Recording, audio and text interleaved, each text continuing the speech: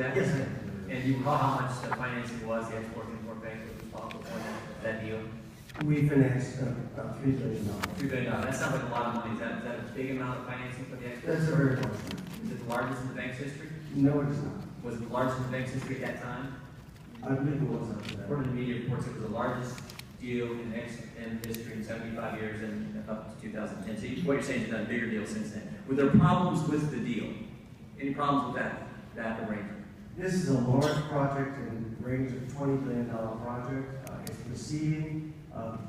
The cost is still within line with expectation, and it's my knowledge. Were there no problems? Are you saying there are no problems with it? Of course, there are problems. It's a $20 billion giant infrastructure project in a remote part of the Well, world. how about this problem? Your Inspector General told Congress last June that the bank couldn't account for $500 million. Would you define that as a problem? Well, let me explain what the My guess is the taxpayers would. So the largest deal in Exxon history, largest deal in 75 years, $3 billion, and you can't account for a sixth of it. And that's not a problem. $500 million is what's called local costs that are part of the transaction. We got No, it's called money. It's called taxpayer finance money. We got certifications from ExxonMobil that those costs were in line and were incurred in the project. But you can't account for it. We don't have. We don't have.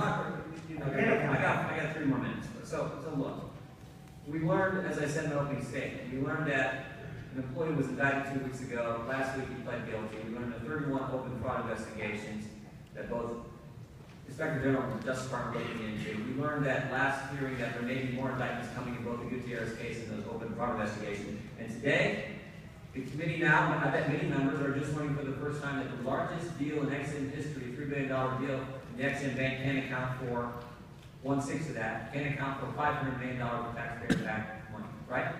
No, we're not doing that, sir. That's what the press says. $3 billion deal, you can't find, not me, the Inspector General said you can't account for $500 million. ExxonMobil was entitled to local costs incurred in the project. But this They submitted certification for $500 million. What the Inspector General is asking, he wants to see the actual invoices backing up the sub-suppliers. And you don't have it, right?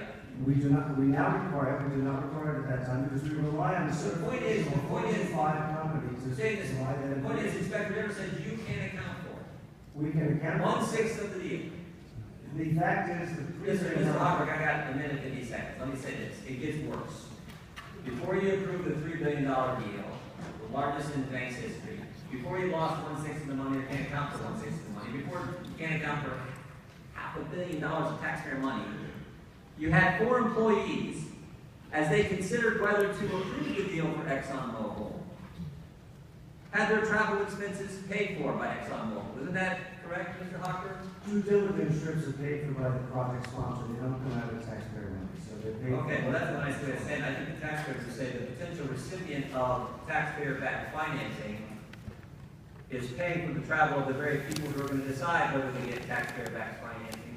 Such a deal, particularly when it's $3 billion, and particularly when you can't account for 1/6 of that $500 million. This money is not lost. This money is owed to us. You know how much money ExxonMobil spent for those 4 employees who waited on that decision, Mr. Hochberg? We sent No, that's not the question. You're not answering the question. How much money did they spend, ExxonMobil, on these 4 employees who waited on the decision that ultimately resulted in $500 million of taxpayer money going unaccounted for? You know how much?